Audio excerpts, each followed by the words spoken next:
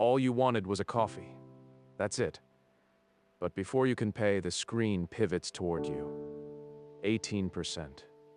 20. 25. The line behind you grows. The barista waits. The machine waits. Everyone waits. And somehow, somewhere along the way, buying a cup of coffee started to feel like sitting an exam.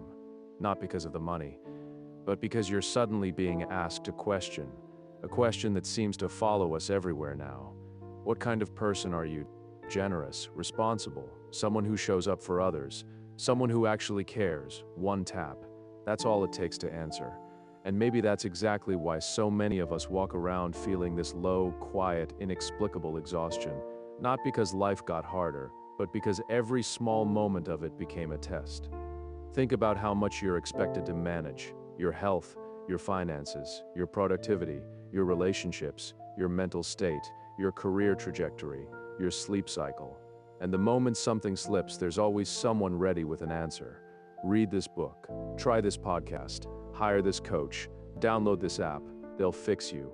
Eat cleaner, sleep deeper, think sharper, communicate better, be more, do more, optimize everything. The self-improvement checklist never ends. And underneath all of it, beneath every well-meaning piece of advice, sits a quiet but enormous assumption. If your life isn't working, that's on you. So you pour more time into it, more money, more effort. You add more items to the list. And slowly, without noticing, life stops feeling like something you're living and starts feeling like something you're running. After years of hearing this message, people begin to believe something dangerous, that every imperfect outcome in their life is a personal failure. Here's the strange part. We have more convenience than any generation before us.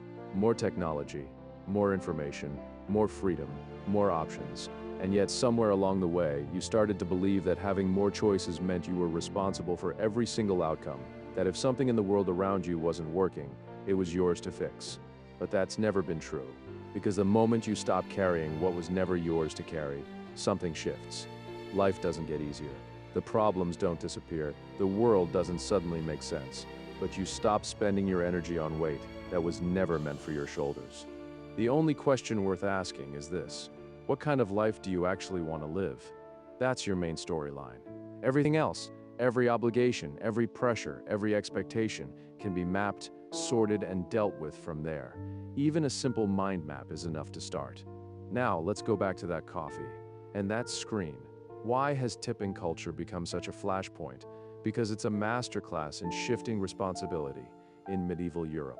Tips were aristocrats tossing coins at servants, a gesture of condescension dressed up as generosity. Today, it's something else entirely.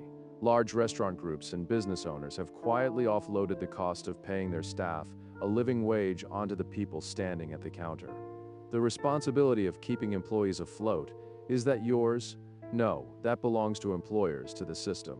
But in that moment, screen glowing, barista waiting, strangers watching, the moral weight lands on you. So this matters more than it might seem. Knowing which responsibilities are actually yours, and which ones were handed to you by people who simply found it more convenient that you believed they were. Stop adding side quests to your life that were never part of your story. Focus on your main line, and don't let the weight of things that were never yours slow you down from living it.